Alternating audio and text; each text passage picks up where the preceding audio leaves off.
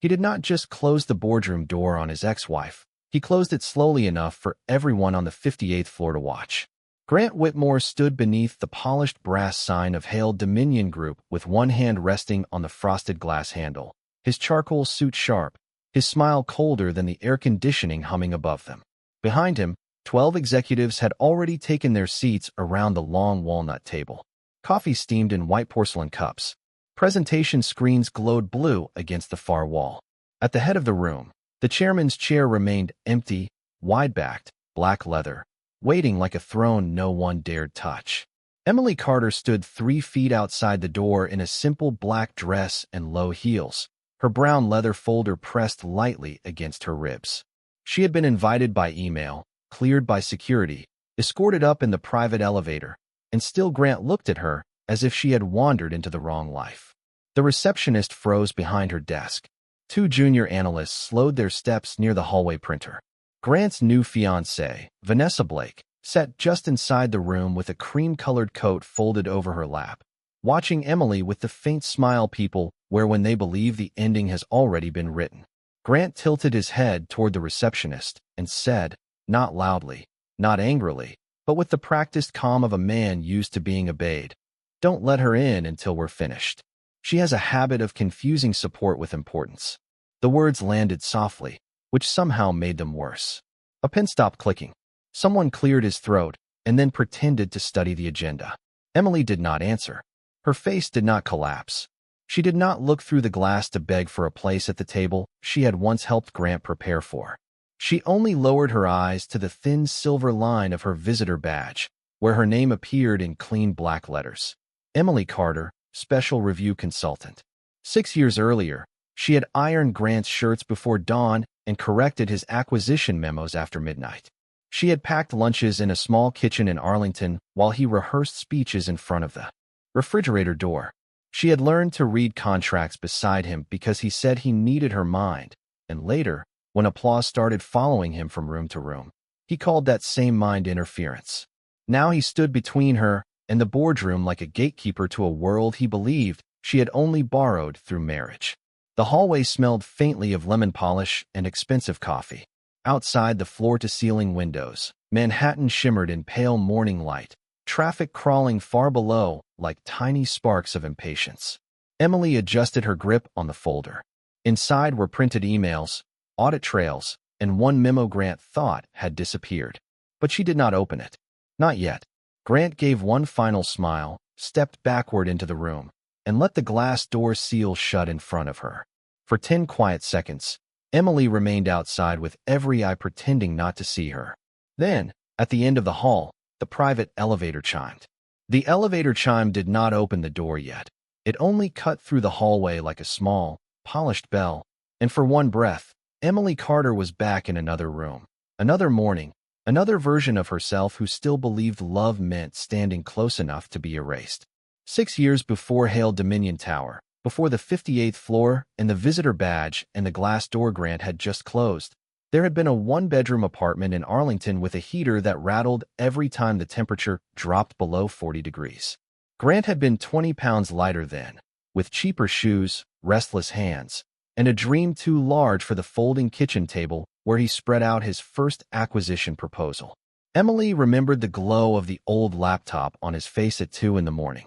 She remembered sitting beside him in sweatpants, reading contracts line by line while he rubbed his temples and said he could not afford to miss one mistake.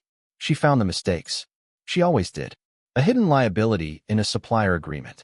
A mispriced option in a stock purchase plan. A paragraph buried on page 87 that would have cost him his first promotion if she had not circled it in red ink and stayed awake until sunrise. Rewriting the memo he would later present as his own. Back then, he kissed the top of her head and called her brilliant. Back then, he said, "When I make it, we make it." Emily had believed him. She believed him when she sold her grandmother's small diamond earrings to cover a certification course he needed. She believed him when she packed his lunches because he said every dollar mattered. She believed him when he practiced speeches in front of the refrigerator and she clapped softly so the neighbors would not complain. Then the rooms became larger. The suits became tailored. The people around him stopped asking who prepared the numbers and started asking who his wife was wearing. Grant learned to smile without turning toward her. He learned to say "my team" when the answer had been her work, her notes, her sleepless patience. The first time she corrected him in front of a banker, only gently, only to save him from quoting the wrong figure. His jaw tightened. In the car afterward, driving past monuments glowing white in the Washington night, he said, "You need to understand the difference between helping me and embarrassing me." After that, the word helping began to shrink. It became interfering. It became hovering. It became not knowing when to stop. The divorce papers arrived in a cream envelope while rain tapped against their penthouse windows in New York. Grant did not raise his voice. He simply placed a pen beside the signature page and said they had outgrown the story they started with. Emily looked at the apartment around her, at the marble counters she had chosen, at the framed photo from their courthouse wedding still sitting near the espresso machine, and understood that he had not outgrown the story. He had only edited her out of it. He took the apartment because his name was on the deed. He took the friends because they worked in his industry. He took the version of the past where he had risen alone. But Grant had forgotten something important. He had never been careful around the woman he thought was too loyal to remember. Emily kept one cardboard box from the marriage. Not jewelry, not photographs, not letters written in softer days. Inside were printed drafts, old emails, revision histories, and a Meridian transaction memo that carried her initials in the metadata and Grant's ambition in every dangerous line. At first, she did not know why she kept it. Maybe grief needs paper to hold its shape. Maybe a woman who has been made invisible saves proof that she was once in the room. Now, standing outside the boardroom while the elevator doors began to part at the end of the hall, Emily finally understood. The past had not followed her here to break her. It had arrived as evidence. The elevator doors opened to a narrow strip of mirrored steel, and for half a second every pretending eye in the hallway turned toward it. Emily heard the shift before she saw the person step out. The faint scrape of shoes on marble, the soft pause of people remembering where they stood. It was not Richard Hale. Not yet. It was Margaret Ellis, the chairman's chief of staff, a woman in her 60s with silver hair pinned low and a navy suit, so plain it seemed more expensive than everyone else's. She carried no briefcase, only a slim tablet against her side, and when her eyes passed over Emily's visitor badge, they stopped for exactly one breath. Emily did not move. Margaret did not smile. But something in her expression changed, not warmth, not surprise, only recognition, the quiet kind that powerful rooms use instead of applause. Through the frosted glass, Grant's voice rose just enough to be heard. He was already presenting. His cadence was smooth, polished, familiar, the same voice he had practiced in front of refrigerator doors and bathroom mirrors when Emily still stood behind him with notes in her hand. Future leadership structure glowed across the boardroom screen, and beneath it, Grant Whitmore's name sat in bold blue letters. Vanessa Blake leaned back in her chair as if the room had been built around her comfort. Her pale coat slipped from her lap, and one of Grant's assistants moved quickly to pick it up. Vanessa did not thank him. She only glanced toward the hallway, saw Emily still standing outside, and let a small smile touch one corner of her mouth. Emily had seen that smile before at charity dinners, country club, brunches, rooftop parties where people measured worth by who stood nearest the elevator. It was the smile of someone who believed silence meant defeat. The receptionist kept her hands folded on the desk, knuckles pale, eyes fixed on her computer screen though nothing was changing there. A junior analyst walked past with a stack of binders, slowed beside Emily, and whispered without looking directly at her, "I am sorry." Emily almost answered, but the words would have made the moment too small. Sorry was for spilled coffee, late trains, missed calls. This was something older and colder. This was being turned into a warning sign in front of strangers. Grant had not left her outside because the agenda required it. He had left her there because humiliation worked best with witnesses. He wanted the staff to remember her as the former wife who came back and waited. He wanted the board to see her as a disruption, a loose thread from a polished life. He wanted Vanessa to see that there was nothing to fear. Emily looked down at the folder pressed against her dress. The leather was worn at the corners for months in archive rooms and courthouse waiting areas. Inside, the pages were arranged with calm precision. Dates, signatures, deleted notes, risk disclosures, revision histories. Nothing emotional, nothing dramatic, just the kind of truth that did not need to raise its voice. Margaret Ellis walked past the receptionist and placed her palm against the scanner outside the chairman's private office. The lock clicked open. Before stepping inside, she turned once more toward Emily and said quietly, "Mr. Hale will see the room when they are ready to tell the truth." Then the door closed behind her. Emily remained in the hallway, shoulders straight, face still. Behind the glass, Grant kept speaking as if the future belonged to him. But for the first time that morning, the empty chairman's chair seemed less like a place waiting for him, and more like a question waiting to be answered. 6 months earlier, Emily Carter had walked into Hale Dominion through a different entrance. Not the polished lobby where executives crossed marble floors with coffee in one hand and confidence in the other, but the service door on West 49th Street, beside the loading dock where delivery trucks coughed exhaust into the morning air. It was 7:15, cold enough for her breath to show, and the security guard barely looked up when her temporary badge blinked green. No one there knew her as Grant Whitmore's former wife. No one knew she had once stood beside him at holiday galas, smiled through board dinners, and corrected his numbers before he took the stage. Down there, she was simply Emily Carter, contract reviewer, assigned to a windowless archive room 3 floors below the lobby. The room smelled like cardboard, toner, and old carpet. Fluorescent lights buzzed overhead. Metal shelves stretched wall to wall, stacked with banker boxes labeled by year, division, and acquisition code. There was no view of Manhattan, no assistant waiting with espresso, no table long enough to make people feel important. There was only a rolling chair that squeaked, a desktop computer with a slow login screen, and a coffee machine in the corner that produced something bitter and gray after 20 seconds of complaining. Emily took off her wool coat, folded it neatly over the back of the chair, and began. At first, the work was supposed to be ordinary. Organize old Meridian transaction files, compare archived versions, flag missing signatures, prepare a compliance summary that most executives would skim and forget. But Emily had lived too long beside Grant's ambition not to recognize its shape on paper. Ambition left fingerprints. It changed a phrase from potential exposure to manageable risk. It moved a warning from page 2 to page 39. It deleted an attachment and hoped no one remembered it had existed. Day after day, Emily opened files Grant thought had been buried under promotions, press releases, and polite applause. She read until her eyes burned. She printed email chains before the system timed out. She matched meeting minutes against calendar invites, file names against revision histories, executive initials against the metadata hidden behind polished language. She did not do it with anger. Anger would have made her careless. She worked the way winter works on glass, quietly, patiently, revealing every crack. Some nights, she left after 8 o'clock and walked 3 blocks to a small diner where the waitress learned to bring coffee without asking.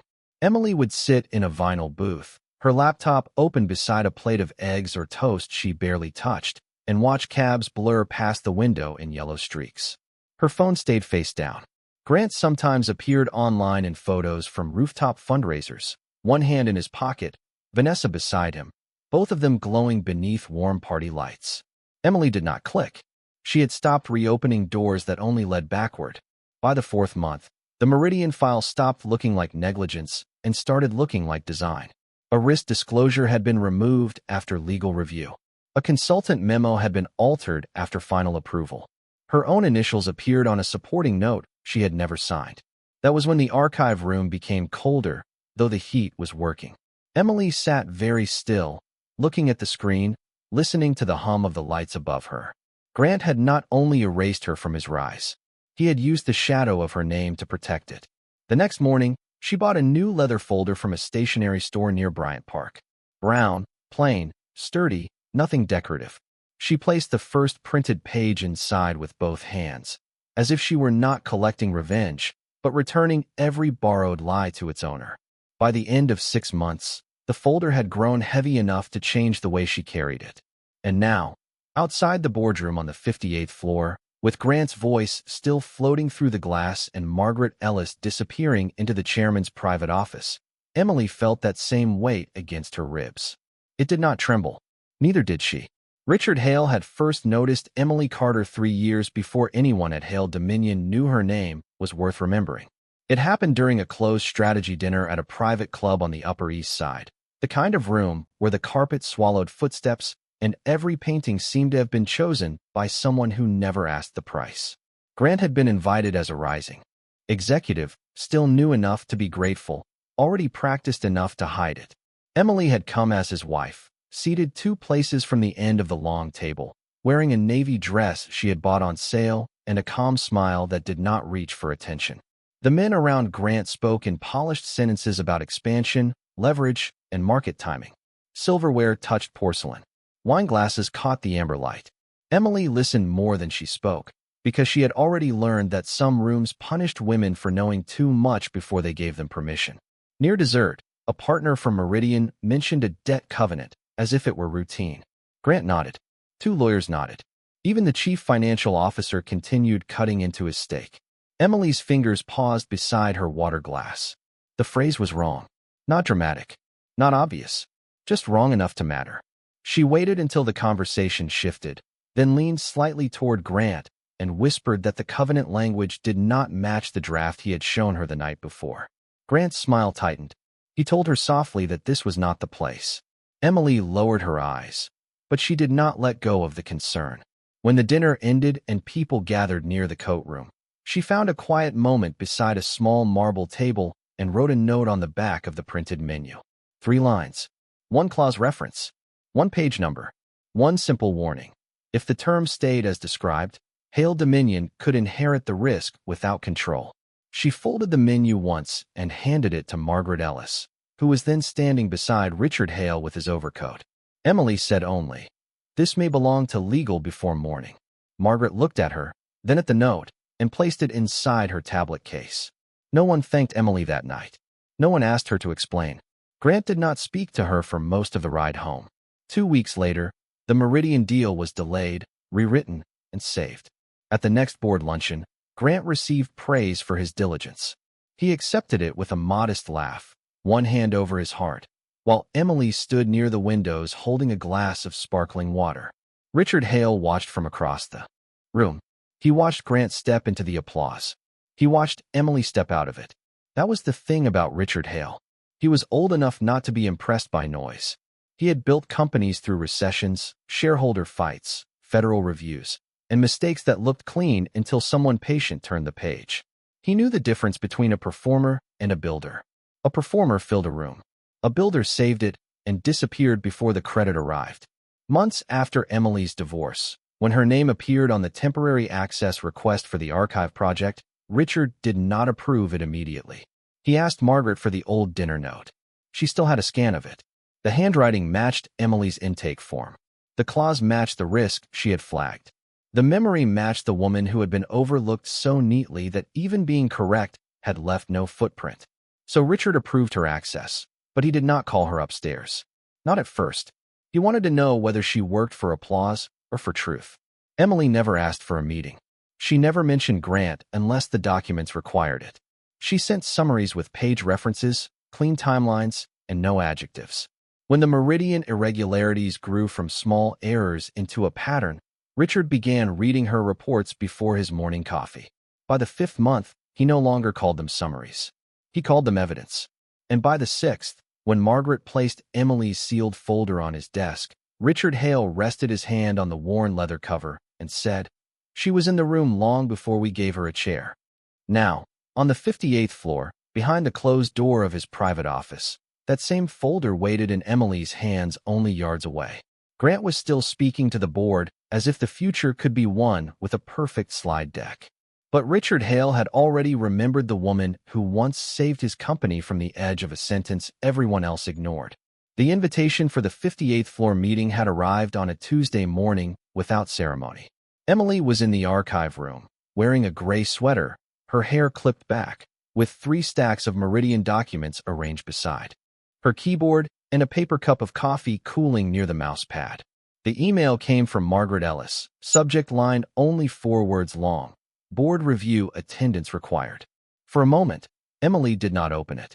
She watched the cursor blink beside the message as the fluorescent lights buzzed above her and the building pipes knocked faintly behind the wall. 6 months earlier, an email from Hale Dominion would have made her think of Grant, of the polished floors upstairs, of the life where she had been allowed to stand beside power as long as she did not reach for it. Now the company felt different. Colder, perhaps, but cleaner. A place of records. A place where every decision left a trail. When Emily clicked the message, she read it twice. She was being requested to attend a special executive session as special review consultant for the Meridian Compliance Inquiry. Attached were a meeting agenda, a confidentiality acknowledgement, and a revised security clearance that gave her access to the private elevator bank. At the bottom, beneath Margaret's formal signature, one sentence had been added without decoration. Please bring the original folder. Emily sat very still, not because she was afraid. Fear had been loud in the early days after the divorce, when she moved into a 450-square-foot studio on the Lower East Side and learned which grocery stores marked down produce after 9 at night. Fear had sat beside her when mutual friends stopped calling, when Grant's name appeared in business magazines, as if he had built himself from pure talent and discipline, when old acquaintances asked whether she was doing okay with the soft voice people use when they expect a woman to shrink. But this was not fear. This was the strange quiet that comes when a long road finally shows its destination. That evening, she went home and laid everything on her small kitchen table. The sealed folder, the printed audit trail, the email headers, the board minutes, the memo with her initials attached to language she had never approved. Outside her window, traffic hissed over wet pavement. A neighbor's television murmured through the wall. Emily made tea, let it steep too long, and did not drink it. She checked each page again, not because she doubted the truth, but because truth deserved to be carried cleanly. She removed one photograph she had almost forgotten was inside the cardboard box from the marriage. Grant at his first promotion dinner, smiling beneath warm lights, his hand raised slightly as people applauded. Emily stood at the edge of the frame, half visible behind him, her face turned toward the floor. She looked at the photo for a long time, then placed it back in the box. It did not belong in the folder. The board did not need her pain. They needed proof. The morning of the meeting, Emily dressed before sunrise. A black dress, a wool coat, low heels polished at the toe. No bright jewelry. No perfume strong enough to announce her. She chose the brown leather folder because it had carried the work from the beginning, through the archive room, the diner, the late trains, and every night she had refused to answer Grant's silent victories with public grief. On the subway uptown, she stood between commuters in dark coats, one hand wrapped around a metal pole, the folder tucked safely under her arm. No one knew where she was going. No one knew that 40 stories above Midtown traffic, Grant Whitmore was preparing to accept a future built on pages he hoped would stay buried. By the time Emily reached Hale Dominion Tower, the sky had cleared into a pale winter blue. Security scanned her badge without hesitation. The private elevator lifted her smoothly past floors where people typed, negotiated, planned, and waited for news they did not know was coming. And now, after all of it, she stood again on the 58th floor, outside the glass wall, hearing Grant sell himself to the board.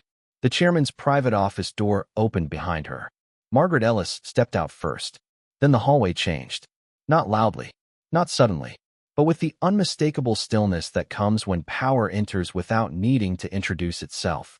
Richard Hale stepped out behind Margaret Ellis with the slow certainty of a man who had never needed to hurry toward authority because authority had learned to wait for him.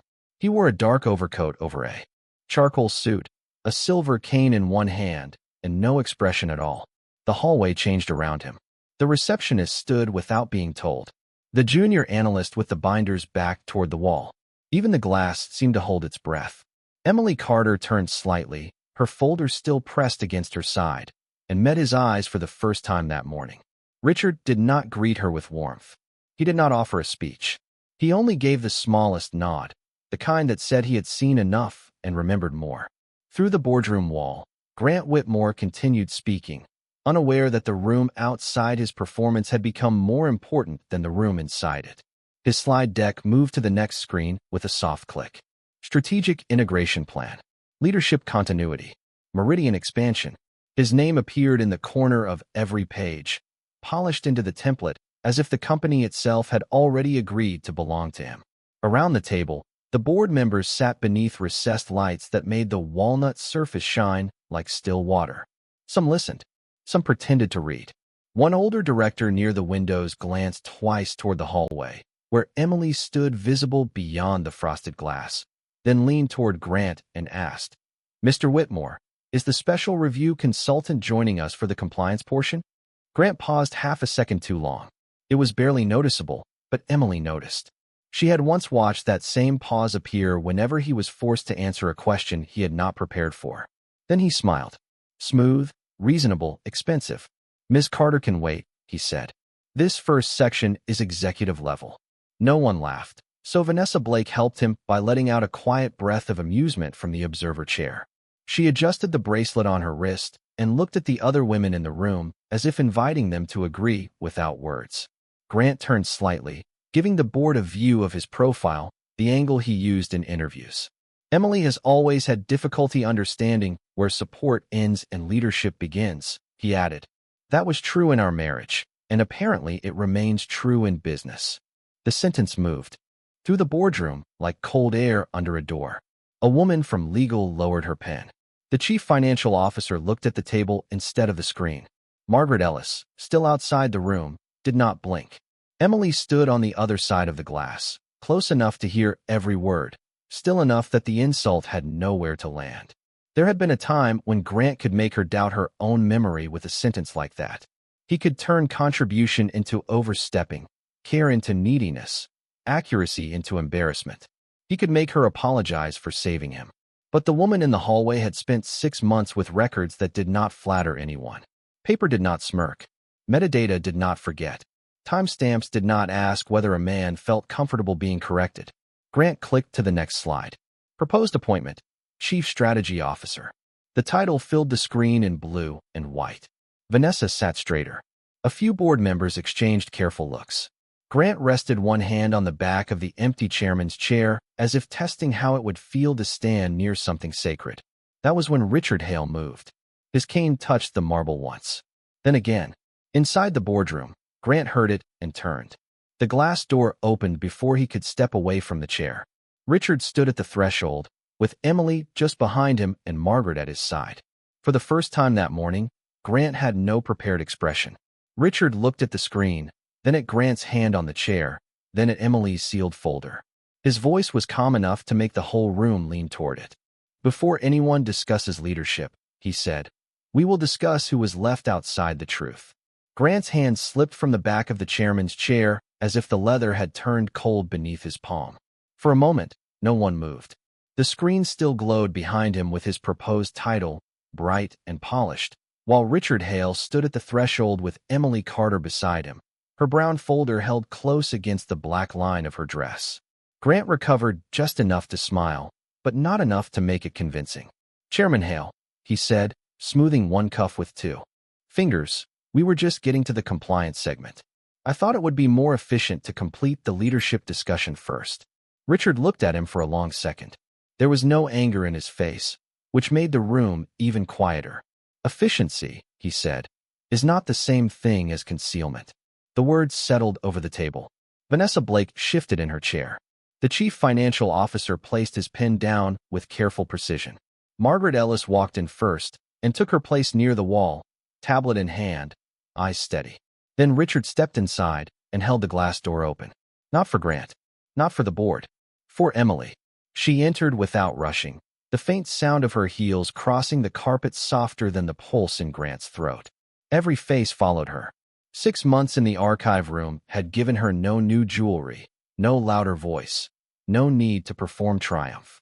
It had only given her the kind of stillness that made other people wonder what she knew.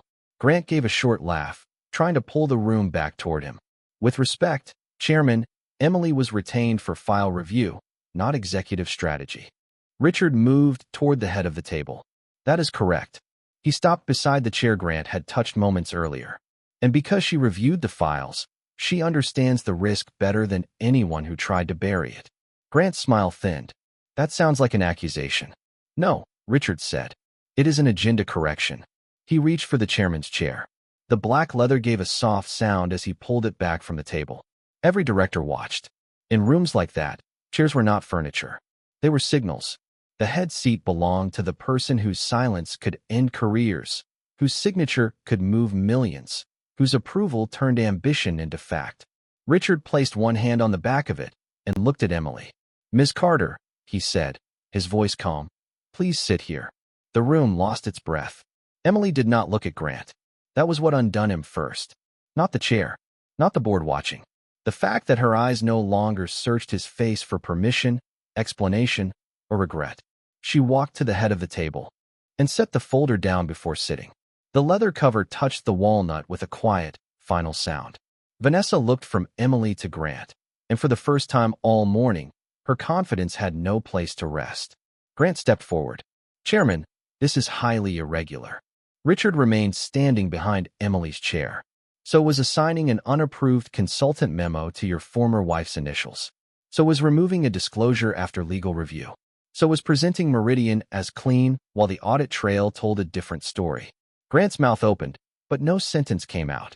The woman from legal turned toward Emily. "Do you have the supporting documents?" Emily opened the folder.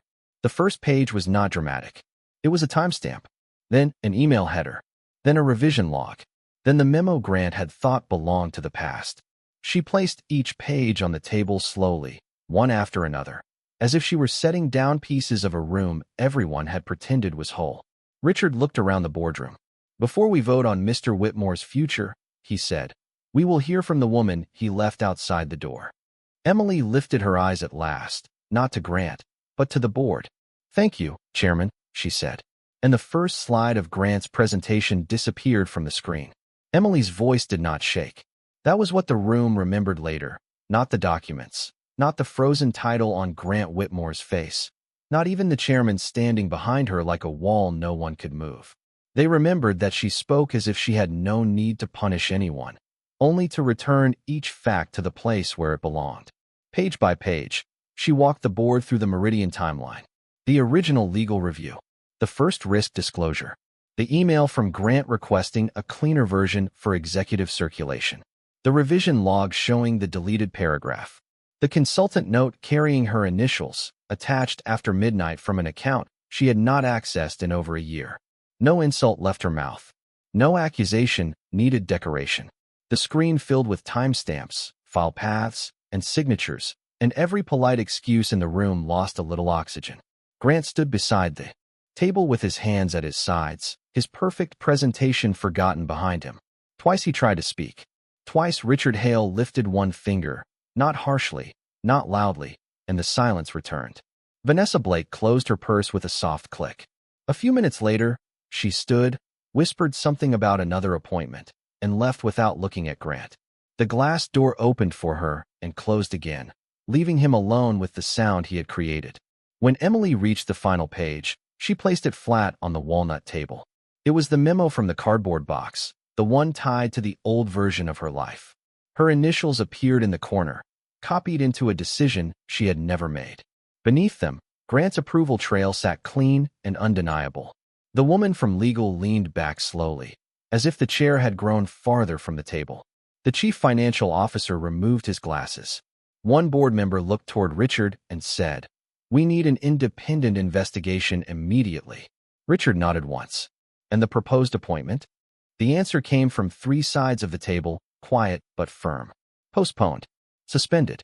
Removed from consideration pending review." The words did not crash. They landed like stamps on official paper.